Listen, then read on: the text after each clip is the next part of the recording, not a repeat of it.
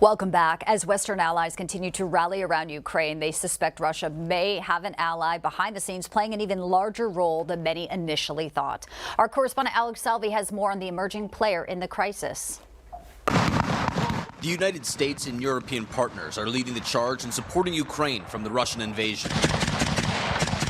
But there are fears China is taking a more active role on the other side of the hostilities. Vice President Kamala Harris publicizing these concerns over the weekend at the Munich Security Conference, saying the relationship between Beijing and Moscow is strengthening since the invasion. Any steps by China to provide lethal support to Russia would only reward aggression. The summit was an opportunity for world leaders to engage with China directly due to the presence of the country's top diplomat. Wang Yi even meeting with Ukraine's foreign minister and telling him Beijing wants to see a peaceful solution to the crisis. But Western powers see the situation differently, with Secretary of State Antony Blinken coming out of his meeting with the Chinese official and warning Beijing's influence goes beyond mere politics. We have information that gives us concern that they are considering providing lethal support to Russia in the war against Ukraine. Tensions are high between Beijing and Washington following the discovery of a Chinese surveillance balloon over United States airspace.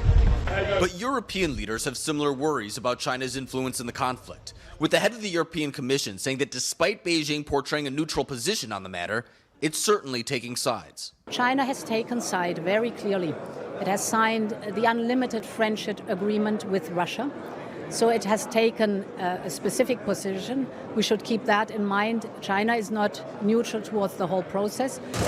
Western leaders say that China is already helping Russia circumvent their sanctions, but warn if Beijing supplies weapons to Moscow, there will be more serious consequences to pay. In Rome, for Newsmax, I'm Alex Salvi. Alex, thank you. Let's welcome in now Newsmax contributor Nan Su. He's also a former senior advisor for the Trump and Bush administrations and a senior fellow at the Center for the National Interest. And also Christian Whiton is here alongside him, a former senior advisor in both the Trump and Bush administrations. Gentlemen, good to have you in today. Great to be here. Thanks. I want to focus a little bit on the moves we're seeing about Wang Yi. Of course, they're there. He's there talking that they want to have peace in Munich on Saturday. But today he's in Moscow, and there's reportedly possibly a meeting with Putin. Kremlin spokesman Dmitry Peskov saying, don't rule it out. So first to you, Christian, if that happens, do you think it does happen? Would that be to discuss possibly lethal weapons? What's your read on that? Yeah, I think it's very likely. China, we were told early on that China doesn't like the Ukraine war. That was the conventional wisdom. I think that was wrong. I think China likes the fact that the United States is focused on this, is committing a large amount of resources to this war as opposed to spending them, for example, in the Western Pacific. And China really would like Russia to be dependent on it somewhat for military provisions, because China's buying, it's deepening its relationship. It's buying a lot more natural gas and building facilities to receive a lot more natural gas from eastern Russia. So this is a deepening relationship, and if that relationship extends to lethal arms, especially now that the initial shock of the war is over, we're a year later, then it's to Beijing's advantage. Initial shock, with the humanitarian crisis and the innocent lives lost, it's just so incredible. Here we are, Nan, almost a year into this conflict. We know China's been an economic lifeline for Russia, but supplying weapons, do you think that could happen? And despite the U.S. and Blinken's, comments, are they fearful of that at all, or are they just going to press forward?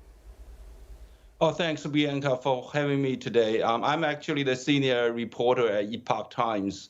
Yes, China last year alone provided $3.5 million worth of drones to Russia, and also China last year's total trade with Russia increased from 2021's 72 billion to 92 billion, and China actually exported semiconductors increased from 2021's 200 million to 500 million last year. So that was a huge increase. The strategic unlimited relationship collaboration between China and Russia was actually not established today, but it was announced during Putin's Beijing visit on February 4th of last year. when Putin went to Beijing to join the Beijing 2022 Winter Olympic game. Of course, the photo up there, seen, as that partnership, really, that picture was quite jarring. I want to play a little bit more of what Secretary of State Blinken had to say over in Munich. Let's play this next clip here. We also had an opportunity to talk about what's happening here in Munich, the focus of the conversation, Russia's war of aggression against Ukraine, and concerns that we have that China is considering providing lethal support to Russia in its efforts in Ukraine. And I was able to share with him, as President Biden has shared with President Xi, the serious consequences that would have for our relationship. Finally, it was... Christian, we do know Putin obviously has been moving some bombers around. What do you think his read is when he watches Secretary of State's comments here and as we approach year one into the year two of this war? Yeah, I think he'll notice that Blinken didn't say the Chinese conceded anything. They didn't even apparently provide some soothing language, even if it was duplicitous language, that they're not going to deepen their military cooperation with Russia. So, you have to step back, and there's this concept that we've been worried about for decades, which is a Eurasian condominium of power between Russia and China today, or previously during the Cold War between the Soviet Union and China. That's something that Richard Nixon went to great lengths to prevent. In fact, went out of his way to create relations with China to drive a wedge between them and the Soviet Union. And so I think if you're Putin and you see you've not done terribly well on the battlefield, although they appear to be mounting a winter offensive, but you have this growing relationship with this very rich, very populous, very powerful neighbor, then you're happy about that. Nan Su, final word to you, your reaction on, this deepening relationship here and as we enter year two. And it seems like right now that, China knows we are, as Christian said, really focused on Ukraine and maybe not what their moves might be with Taiwan. Yes, that's why Taiwan actually recently extended their military service from 4 months to a year, and Japan's defense budget jumped 26.3% this year comparing last year. And also South Korea president just last month openly spoke they want a nuclear weapon. So that's why all these airlines in Asia, that's what they are seeing that's coming. Nan Su, Christian Whiton, great to have you both in with us today. Thank you so much. Thank you, Bianca. Thank you.